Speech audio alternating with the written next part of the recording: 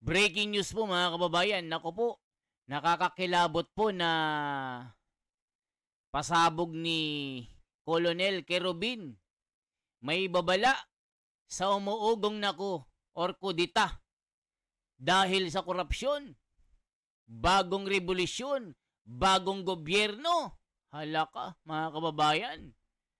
Matindi po ito si Colonel Kerubin. Isa rin ito sa mga lumaban ng korupsyon para sa pagbabago sa ating bayan. Pero anong nangyayari mga kababayan? Nakikita niya na talagang maraming buhaya kawatan na nabubuhay diyan sa gobyernong ito. Ngayon po mga kababayan, talagang nakikita rin ni Colonel Kerubin na walang hustisya, walang napapanagot. Nararamdaman din niya na tila merong pagtatakip.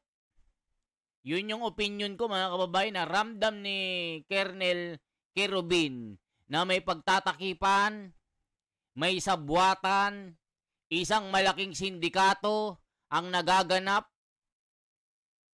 na kanilang kinakain ang kaban ng bayan. Ngayon po mga kababayan, matindi itong kanyang pasabog na parang lindol sa Davao. Lindol, nalilindol sa Manila. Malilindol ang Malacanang dito. Ayan o, umuugong na kudita o hunta dahil sa korupsyon. Halaka mga kababayan, pakinggan po natin ang pasabog ng isang war hero na si Colonel Kerubin. Magugulat talaga kayo mga kababayan. Pagka ang mga militar nagsabi, merong malaman na palaman. Talagang nakakakilabot ito. Eto na po, with Julius Babaw. Eto na po. Yung mainstream na military, mainstream, yung men in uniform, sila yung nagtitilt talaga. Pero sa akin, yun nga yung nung one time nag-usap kami ni nasa barbershop ako, nagulat ako. September 21 ng umaga, nagpagupit ako bago ako nag-attend ng rally. Would you believe, umakyat si General Browner, the Chief of Staff. Nag-usap kami. Siya sabi niya, kumusta po, ganyan . So alam mo naman kung ano yung gusto niya na maaring gusto niyang humingi ng advice ba, The all-new Jollibee app. Mas madali na mag-order.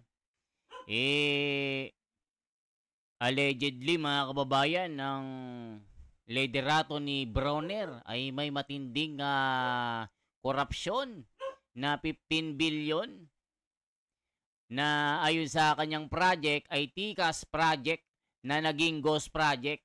So ngayon mga kababayan,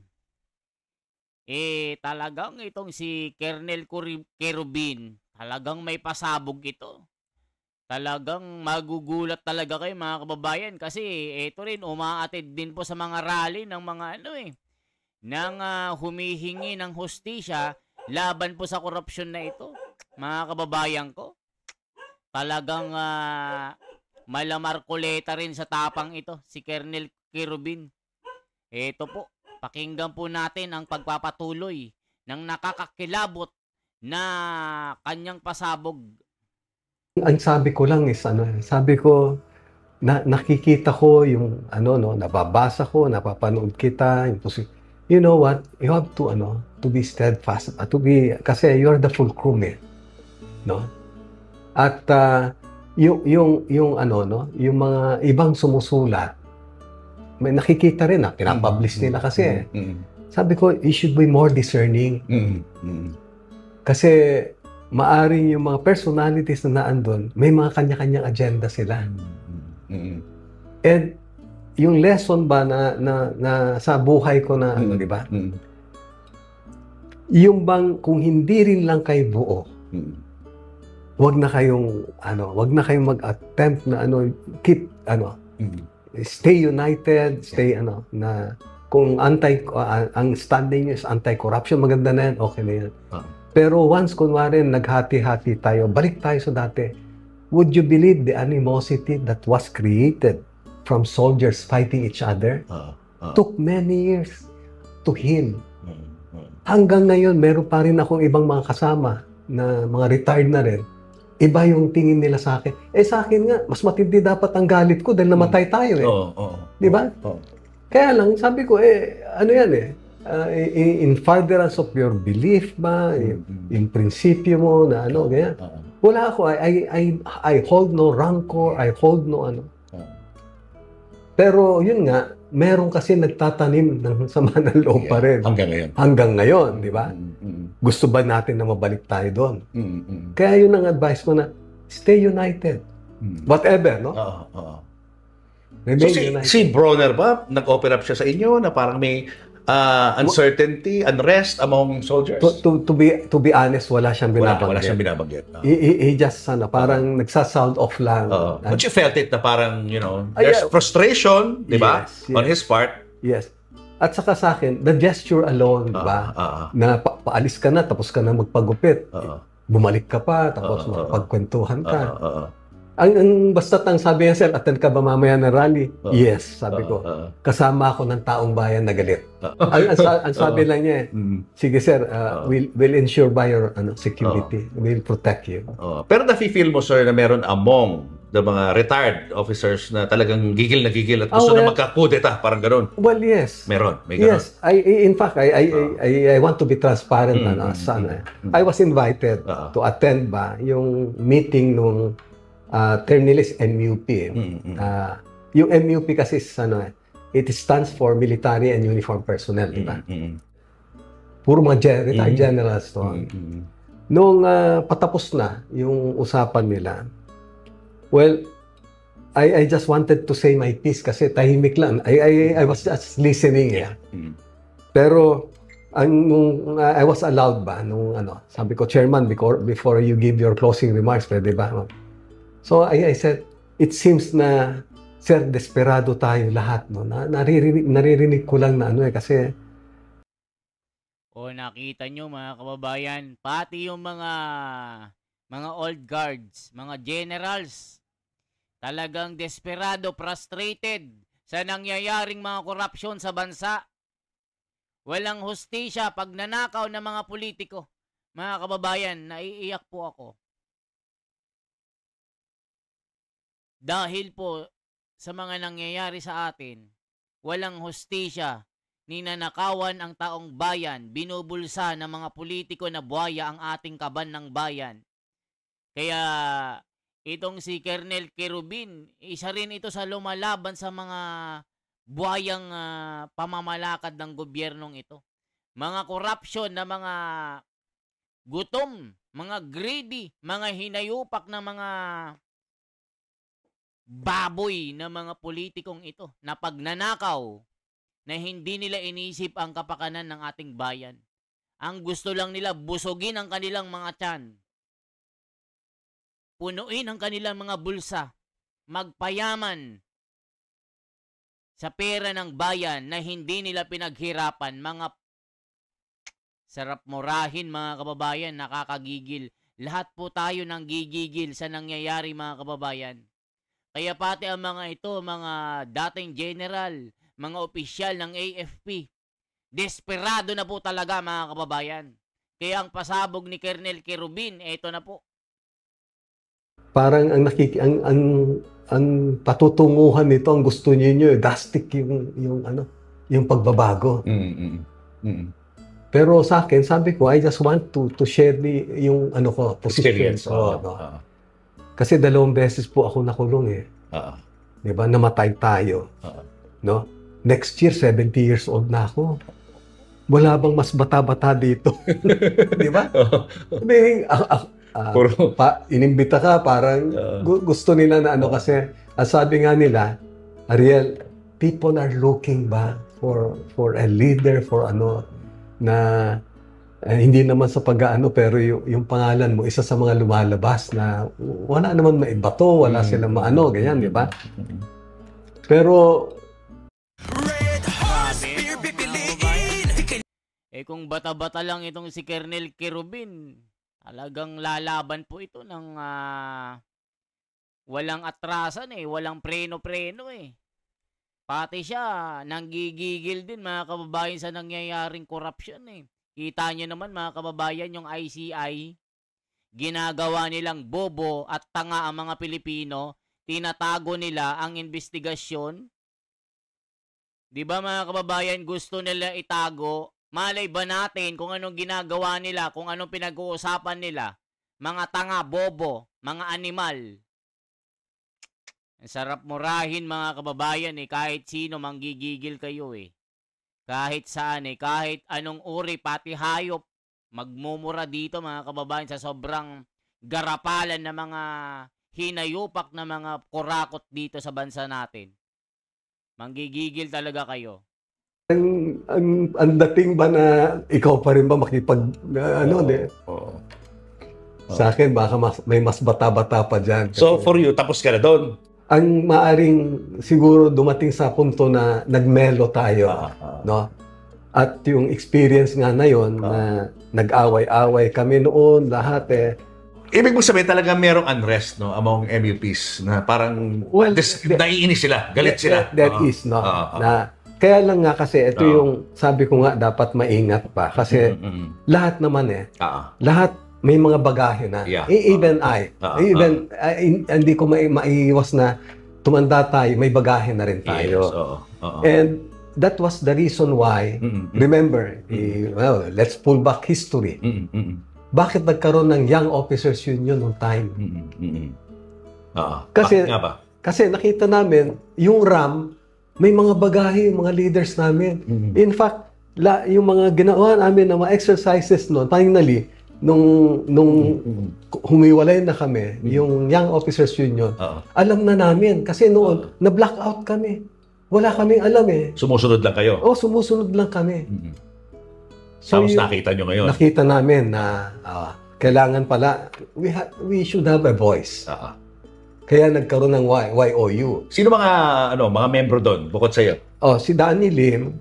Ako, si Abby Porganan, Dado Valeroso, yung mga junior officers at that time, mga kapitan. Ang major lang nga namin doon si Abby Porganan kasi temporary siya na naging major eh. So, alam niyo mga kababayan, mas matatapang yung mga military noon, mas makabayan, mas iniisip ang paglingkuran ang taong bayan noon. Pero ngayon, mas iniisip nila paglingkuran ang mga master, mga buhaya, na mga big boss dito, mga kababayan. Nakita nyo po, ang AFP, meron din palang tinatago. Binalita po ito ng Net25 at pinag-usapan doon sa Senado na itong project na Ghost Project na multo na ito ay nagkakahalaga ng 15 billion. Tapos itong dalawang kupal na mga malalaking buhayang ito, nag-uusap sila with the AFP, may kernel na mga general, pinag-uusapan yung BICAM na namimigay ng billion-billion na budget. Ano masasabi niya sa video na yan? Baka sabihin niyo fake news yan. Sinabi din ng AFP, fake news. Baseless daw. Bakit lumabas? Bakit naimbestigahan ng Senado na mayroong mga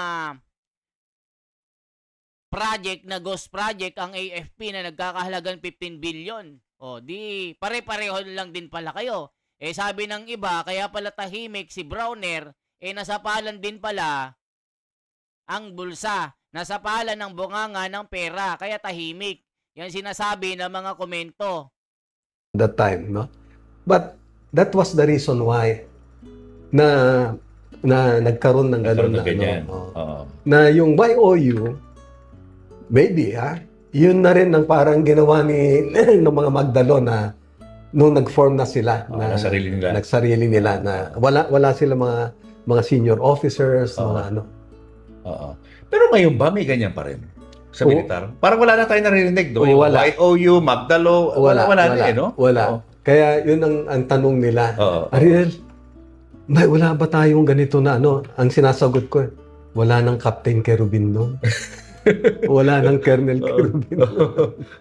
Pero gaano kalaki yung impluwensya ang mga retired generals, officers, sa pagkilos ng mga mas bata na mga sundalo? Want 8 times faster data? Grabe, no? Ito naman si Trillanes, wala eh. Napunta sa maling direksyon. Sinaniban ng demonyo. Sinaniban ng kakupalan. Sinaniban ng sariling interes. O anong nangyari? Kumampi sa mga buhaya. Pinagtatanggol ang mga buhaya. Kinalaban si Duterte. Ay nako mga kababayan. Makikita nyo talaga kung sino talaga malilinis ang mga konsensya dito eh. 'Di ba? Manggigigil kayo mga kababayan dito. Mabibwisit kayo. Dahil sa nangyayari ngayon, lahat tayo masama ang loob. Dahil sa pangungurap ng mga... Sino nga yung mga senior officers na to, di ba? Sabi ko nga, may mga senior officers kasi, mga retired generals, no, na we should be, in all honesty, may mga bagahe, may mga faction, may mga ano sila. Mga interest. May interest sila, di ba? May mga sinusulong na mga leader. Yeah. Kaya yun yung sinasabi ko nga kay Chief of Staff, na be more discerning. Be more discerning.